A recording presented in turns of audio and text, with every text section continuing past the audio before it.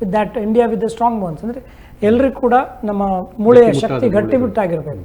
ಬಹುಶಃ ಮೂಳೆಯಿಂದಾಗಲಿ ನಮ್ಮ ದೇಹಕ್ಕೆ ಈ ಸ್ಕೆಲೆಟನ್ ಅಂತ ಹೇಳ್ತೀವಲ್ಲ, ಮೂಳೆ ರಚನೆಯಿಂದಾಗಿ ನಮಗೊಂದು ಶೇಪ್ ಬರುತ್ತೆ.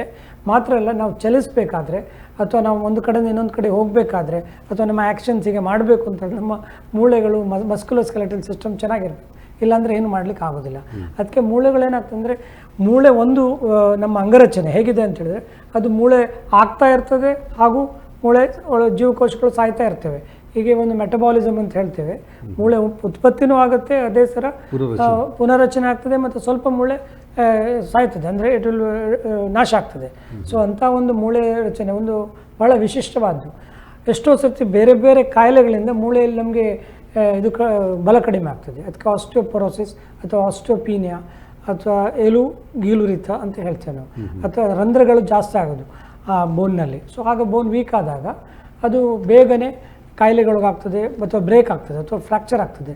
ಇದನ್ನೆಲ್ಲ ಬರದಾಗ ಎಸ್ಪೆಷಲಿ ಮಹಿಳೆಯರಲ್ಲಿ ಇದಾಗುವಾಗ, ಏನಾಗುವಾಗ, ಋತುಸ್ರಾವ ನಿಲ್ಲುವಾಗ, ಮತ್ತು ದೊಡ್ಡವರಲ್ಲಿ ವಯಸ್ಸಾಗುವಾಗ, ಅದು 65, 70, 80 ಈ ವಯಸ್ಸಲ್ಲಿ. ಲೇಡೀಸಲ್ಲಿ 45, 50 ವರ್ಷಕ್ಕೆ ಆಸ್ಟಿಯೋಪೊರೋಸಿಸ್ ಸ್ಟಾರ್ಟ್ ಆಗುತ್ತೆ. ಸೊ ಅಂಥ ಟೈಮ್ನಲ್ಲಿ ನಾವು ಅದನ್ನು ಬೇಗನೆ ಕಂಡುಹಿಡಿದು ತುಂಬ ಕ್ಯಾಲ್ಸಿಯಂ, ವಿಟಮಿನ್ ಡಿ ಇಂಥದ್ದೆಲ್ಲ ನಮಗೆ ಬೇಕಾದ ಆಹಾರದಲ್ಲಿ ಕೂಡ ವ್ಯತ್ಯಾಸ ಮಾಡಲಿಕ್ಕೆ ಅಥವಾ ಅವರಿಗೆ ಡಯಟ್ ಹೇಳಲಿಕ್ಕೆ ಸಾಧ್ಯ ಆಗ್ತದೆ. ಈ ಕಾಯಿಲೆ ಒಂದು ವಿಶೇಷ ಏನಂದರೆ, ಇದು ಕಾಯಿಲೆ ಇರುವುದು ಗೊತ್ತೇ ಆಗೋದಿಲ್ಲ. ಎಲ್ಲಿ ತನಕ ಅವರಿಗೆ ಫ್ರ್ಯಾಕ್ಚರ್ ಆಗುತ್ತೆ ಅಲ್ಲಿವರೆಗೆ ಅವರಿಗೆ ಗೊತ್ತೇ ಆಗಿರೋದಿಲ್ಲ. ನಮಗೆ ಒಂದು ಎಲುಬು ಸಾಂದ್ರತೆ ಕಡಿಮೆ ಆಗುವಂಥ ಒಂದು ಅವಸ್ಥೆ ಇದೆ, ಅಥವಾ ನಮ್ಮಲ್ಲಿ ಅಂಥ ಒಂದು ಆಸ್ಟಿಯೋಪೊರೋಸಿಸ್ ಅನ್ನುವಂಥ ಕಾಯಿಲೆ ಇದೆ ಅಂತ ಗೊತ್ತೇ ಇರೋದಿಲ್ಲ.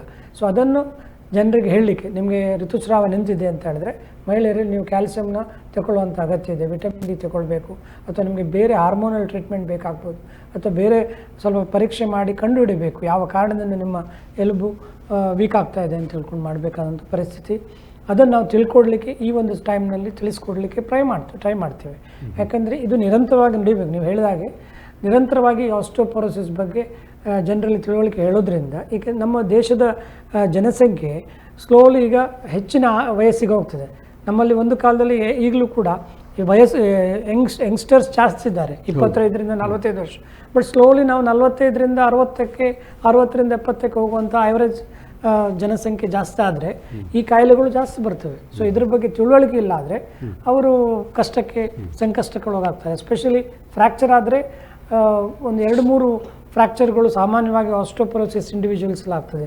ಒಂದು ಮುಂಗೈಯಲ್ಲಿ ಫ್ರ್ಯಾಕ್ಚರ್ ಆಗೋದು, ಇನ್ನೊಂದು ಬೆನ್ನು ಮೂಳೆಯಲ್ಲಿ ಫ್ರ್ಯಾಕ್ಚರ್ ಆಗೋದು, ಇನ್ನೊಂದು ತೊಡೆಯ ಸಂದಲ್ಲಿ ಫ್ರ್ಯಾಕ್ಚರ್ ಆಗೋದು. ಅದಕ್ಕೆ ಫ್ರ್ಯಾಕ್ಚರ್ ನೆಕ್ ಆಫ್ ಫೀಮರ್ ಅಂತ ಹೇಳ್ತಾರೆ, ವರ್ಟಿಬ್ರಲ್ ಫ್ರ್ಯಾಕ್ಚರ್ ಅಂತ ಹೇಳ್ತಾರೆ, ಕಶೇರುಕಗಳ ಫ್ರ್ಯಾಕ್ಚರ್ ಅಂತ ಹೇಳ್ತಾರೆ, ಇನ್ನೊಂದು ರಿಸ್ಟ್ ಫ್ರ್ಯಾಕ್ಚರ್. ಹೀಗೆ 3 ಫ್ರ್ಯಾಕ್ಚರ್ಗಳು ಕಾಮನ್ ಅದು. ಬಹುಶಃ ನೀವು ನೋಡಿರ್ಬೋದು, ಎಷ್ಟೋ ಸರ್ತಿ ಬಾತ್ರೂಮಲ್ಲಿ ಜಸ್ಟ್ ಕಾಲು ತಪ್ಪಿ ಬಿದ್ದುಬಿಟ್ಟೆ ಅವರಿಗೆ ಕೈಯಲ್ಲಿ ಫ್ರ್ಯಾಕ್ಚರ್ ಆಗಿರ್ತದೆ, ಇಲ್ಲಾಂದರೆ ಸೊಂಟದಲ್ಲಿ ಫ್ರ್ಯಾಕ್ಚರ್ ಆಗಿರ್ತದೆ, ಇಲ್ಲಾಂದರೆ ಗೊತ್ತೇ ಇರೋದಿಲ್ಲ. ಕೆಲವು ಸರ್ತಿ ಬಸ್ಸಲ್ಲಿ ಜಸ್ಟ್ ಹೋಗುವಾಗ ಜಂಪ್ ಆಗಿಬಿಟ್ಟು ಸಡನ್ನ ಬ್ರೇಕ್ ಆಗ್ತಾರಿಂದ 2-3 ದಿವಸ ಆದಮೇಲೆ ನೋವು ಸ್ಟಾರ್ಟ್ ಆಯಿತು, ಮತ್ತೆ ಬರ್ತಾರೆ ಅವ್ರು ನಮ್ಮ ಹತ್ರ. ನೋಡಿದರೆ ಒಂದು ಎಕ್ಸೆ ತೆಗೆದ್ರೆ ಕಶೇರುಕದಲ್ಲಿ ಫ್ರ್ಯಾಕ್ಚರ್ ಇದೆ. ಸೊ ಇಂಥ ವ್ಯವಸ್ಥೆಗಳಿದ್ದಾಗ ಆಗಲೇ ಗೊತ್ತಾಗಿದ್ದು ನಿಮ್ಮ ಎಲುಬು ಕುಂಬಾಗಿದೆ, ನಿಮ್ಮ ಎಲುಬಲ್ಲಿ ಶಕ್ತಿ ಕಡಿಮೆ ಆಗಿದೆ, ಅದರಿಂದಾಗಿ ನಿಮಗೆ ಈ ಫ್ರ್ಯಾಕ್ಚರ್ ಬಂತು ಅಂತ ನಾವು ಕಂಡುಹಿಡಿದು ಅದಕ್ಕೆ ಬೇಕಾದ ಚಿಕಿತ್ಸೆ ಮಾಡಬೇಕಾಗ್ತದೆ. ಬಹುಶಃ ನಾವು ಒಂದು ವೇಳೆ ಅವರಿಗೆ ಪ್ರಥಮ ಹಂತದಲ್ಲಿ ಟ್ರೀಟ್ಮೆಂಟ್ ಕೊಟ್ಟಿದ್ದೇ ಆಗಿದ್ದರೆ, ಅವರು ತಿಳ್ಕೊಂಡು ನಮ್ಮ ಹತ್ರ ಬಂದಿದ್ದೇ ಆಗಿದ್ದರೆ, ಬಹುಶಃ ಇಂಥ ಫ್ರ್ಯಾಕ್ಚರಿಂದ ಆಗುವಂಥ ಅನಾಹುತಗಳನ್ನು ಕಡಿಮೆ ಮಾಡಲಿಕ್ಕೆ ಮುಂಜಾಗ್ರತೆ ಕ್ರಮಗಳನ್ನು. ಅದಕ್ಕಾಗಿ ನಾವು ಇದೊಂದು ಭಾಳ ಇಂಪಾರ್ಟೆಂಟ್ ಥಿಂಗ್, ಆಸ್ಟಿಯೋಪೊರೋಸಿಸ್ ಬಗ್ಗೆ ಜನರಲ್ಲಿ ಅರಿವು ಉಂಟು ಮಾಡೋದಕ್ಕಾಗಿ ಕೆಲವೊಮ್ಮೆ ನಾವು BMD ಕ್ಯಾಂಪ್ ಅಂತ ಮಾಡ್ತೇವೆ. ಒಂದು ಸಣ್ಣ ವಿಧಾನದಲ್ಲಿ ಕಂಡುಹಿಡಿತೇವೆ ನಿಮ್ಮ ಬೋನು ವೀಕ್ ಆಗ್ತಾ ಉಂಟಾ, ಅಥವಾ ವೀಕ್ ಆಗಿದೆನಾ, ಅಥವಾ ನಾರ್ಮಲ್ ಉಂಟಾ ಅಂತ. 45ರಿಂದ 50 ವರ್ಷದ ನಂತರದ ಮಹಿಳೆಯರಿಗೆ, 60ರಿಂದ 65 ವರ್ಷದ ನಂತರದ ವಯಸ್ಕ ಪುರುಷರಿಗೆ ಕೂಡ ನಾವು ಒಂದು ಬೋನ್ ಮಿನರಲ್ ಡೆನ್ಸಿಟಿ ಸ್ಕ್ಯಾನ್ ಮಾಡಿ ಕಂಡುಹಿಡಿತೇವೆ. ಯಾಕಂದರೆ ಸುಮ್ಮನೆ ಎಕ್ಸ್ರೇ ಮಾಡಿದರೆ ರೇಡಿಯೇಷನ್ ಎಲ್ಲ ತೊಂದರೆ ಆಗ್ತದೆ. ಸೊ ಹಾಗೆ ಮಾಡಿದಾಗ ಅವ್ರಿಗೆ ಹೇಳ್ತೇವೆ, ನೋಡಿ ನಿಮಗೆ ಸ್ವಲ್ಪ ಜಾಸ್ತಿ ಆಸ್ಟಿಯೋಪೊರೋಸಿಸ್ ಇದೆ, ದಯವಿಟ್ಟು ಕ್ಯಾಲ್ಸಿಯಂ ವಿಟಮಿನ್ಸ್ ತಗೊಳ್ಳಿ.